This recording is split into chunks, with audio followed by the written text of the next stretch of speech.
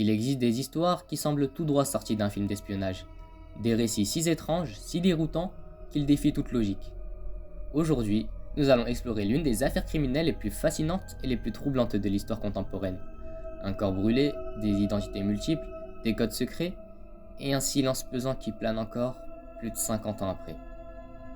Nous sommes en Norvège, nous sommes en 1970, et nous sommes sur le point de pénétrer dans l'un des mystères les plus insondables de notre époque, l'affaire de l'inconnu d'Isdal.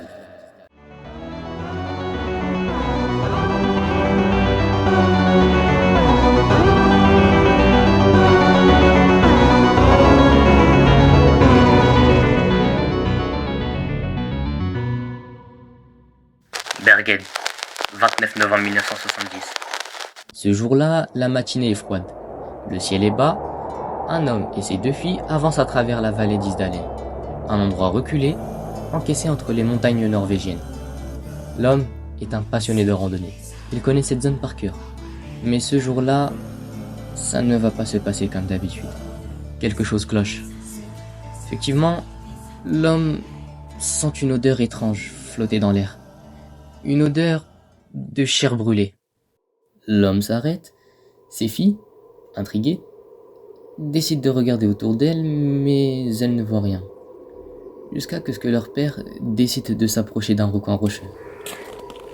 Et ce qu'il va découvrir va figer son sang. On retrouve sur la scène de crime un corps partiellement calciné, allongé sur le dos. Le visage brûlé au point d'être méconnaissable, les bras disposés de manières étranges, comme s'ils avaient été intentionnellement placés ainsi. Autour du corps, on retrouve plusieurs objets. Un parapluie noir brisé, des bouteilles en plastique fondu, une montre en or et un pain noir norvégien coupé en morceaux. Après une découverte aussi terrifiante, il faut donner l'alerte, mais il y a un problème.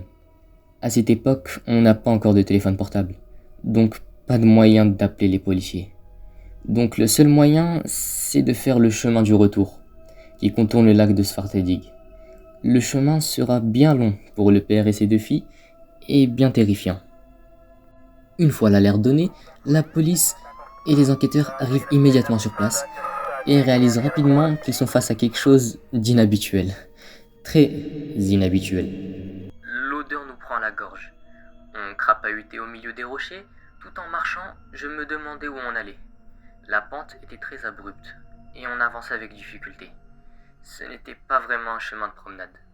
Raconte Karl Halvor Haas, 31 ans, juriste à la police de Bergen. Karl Halvor Haas explique que les policiers se demandent si l'inconnu est tombé dans les flammes pour ensuite se rejeter en arrière, ce qui expliquerait pourquoi elle est restée allongée sur le dos. Ça n'est vraiment pas beau à voir. On se demande si quelqu'un a mis feu à cette femme, ou si d'autres explications sont plausibles. Ajoute Karl Halvor Haas. À ce moment-là, les policiers se posent des questions. Qui est-elle ? D'où vient-elle ? Et pourquoi a-t-elle fini ainsi ? Seule ? Brûlée dans cette vallée ? La police scientifique récolte les premiers indices. On retrouve des vêtements, un parapluie, une bouteille d'un alcool local, 2 bouteilles en plastique, un verre, une cuillère en argent et un bout de plastique très endommagé qui est possiblement un passeport. Après avoir récolté tous les indices, le corps de l'inconnu d'Isdal sera transporté à l'hôpital de Bergen où aura lieu l'autopsie. Les médecins légistes arrivent à peu près à estimer son âge. Ils pensent que la femme a la trentaine, voire la quarantaine. Par ailleurs, l'autopsie démontre que cette femme a ingéré volontairement une 50aine de somnifères dans les heures qui ont précédé son décès. On pense donc directement à un suicide. Mais un détail laisse à penser qu'elle a pu être agressée. Un bleu au niveau du cou, ou qu'elle est tombée accidentellement, la nuque sur un rocher, avant d'être dévorée par les flammes. Accident, suicide ou meurtre, c'est le début d'une véritable énigme. Avant d'ouvrir une enquête pour homicide, on cherche naturellement à identifier cette femme. Le problème, c'est qu'elle, ou son meurtrier, a pris les mesures nécessaires pour que son identité ne soit pas découverte. Toutes les étiquettes sur les restes de vêtements ont été soigneusement coupées. C'est une découverte glaçante, car effacer l'identité d'une personne n'est pas quelque chose que fait une personne ordinaire. C'est une technique connue des agents de renseignement. Le jour suivant la découverte du corps, les autorités locales sont déjà dépassées. Afin de résoudre cette enquête difficile, elles font appel au Kripos d'Oslo, la police criminelle nationale, qui envoie son chef de brigade d'investigation en personne direction Bergen. Quelques jours plus tard, une autre découverte secoue l'enquête. 2 valises, lui appartenant, sont retrouvés dans la consigne de la gare de Bergen. À l'intérieur des deux valises, on retrouve des cuillères en argent semblables à celles retrouvées près du corps et des vêtements dont les étiquettes ont elles aussi été découpées. À la grande joie des enquêteurs, une empreinte digitale concordant avec celle du corps est trouvée sur une paire de lunettes à l'intérieur d'une des valises. Mais ce n'est pas tout. Ils mettent également la main sur un carnet contenant des codes mystérieux écrits à la main de type 11M16ML et un sac provenant d'un magasin de chaussures à Stavanger, une ville à plus de 200 km au sud de Disdal. Voilà, enfin une piste concrète. Néanmoins, les valises contiennent de nombreuses perruques et paires de lunettes à verre non correcteurs, qui suppose que cette femme avait pour habitude de modifier son apparence. La tâche des enquêteurs risque d'être ardue. La police se rend donc dans la boutique en question. Le fils du gérant, Rolf Rodvet, se souvient d'une étrangère venue 3 semaines plus tôt à la recherche d'une paire de bottes bleues. Le même modèle a été retrouvé à proximité du cadavre. La description donnée par le jeune homme de 22 ans permet donc de dresser un portrait robot. C'était une femme de taille moyenne, avec des cheveux noirs, des yeux bruns et de jolies jambes. Je me souviens, c'était une cliente assez envahissante. Elle parlait un anglais rudimentaire et elle posait beaucoup de questions et mettait beaucoup de temps avant de prendre une décision. Il ajoute à cela que s'il se souvient de cette femme, c'est parce qu'elle dégageait une odeur particulière, semblable à celle de l'ail, un ingrédient peu utilisé en Norvège à l'époque. Par la suite, de nombreux témoins évoqueront cette même senteur. Les enquêteurs décident cette fois-ci de se rendre dans les hôtels aux alentours à la recherche du prochain indice, au Saint Svitium, situé à quelques mètres seulement du magasin. Bonjour, on est de la police. On aurait quelques questions à vous poser. Regardez ce dessin. Reconnaissez-vous cette femme? L'avez-vous vue récemment? Le réceptionniste se souvient d'une femme correspondant à la description des policiers. En feuilletant les registres, il retrouve son nom. Finella Lorck. Les autorités pensent alors résoudre l'affaire très prochainement. Selon eux, cette femme a sûrement séjourné dans un hôtel de Bergen, après son séjour à Stavanger, puis est morte quelques jours plus tard à Isdal. Sauf qu'aucune Finella Lorck ne s'est enregistrée à l'hôtel à Bergen. Retour à la case départ, ou presque.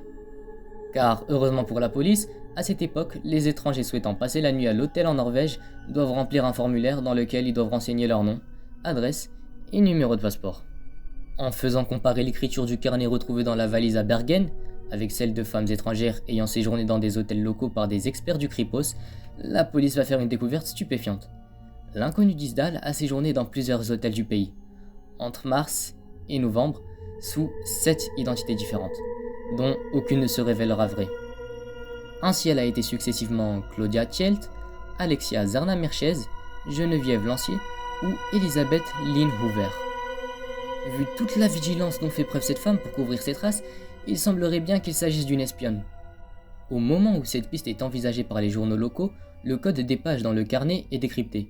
Il s'agit des déplacements qu'elle a effectués entre la Norvège, la Suède, l'Allemagne, la Suisse et la France. Petit à petit, les enquêteurs peuvent retracer l'itinéraire suivi par cette femme à l'aide de témoignages concordants.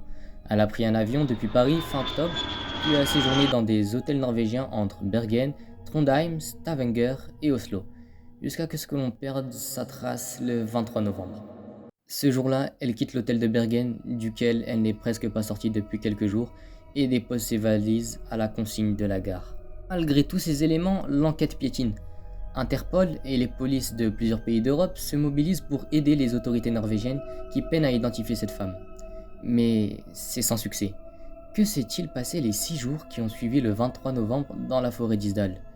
C'est une question qui taraude encore aujourd'hui tous ceux qui ont travaillé sur l'affaire.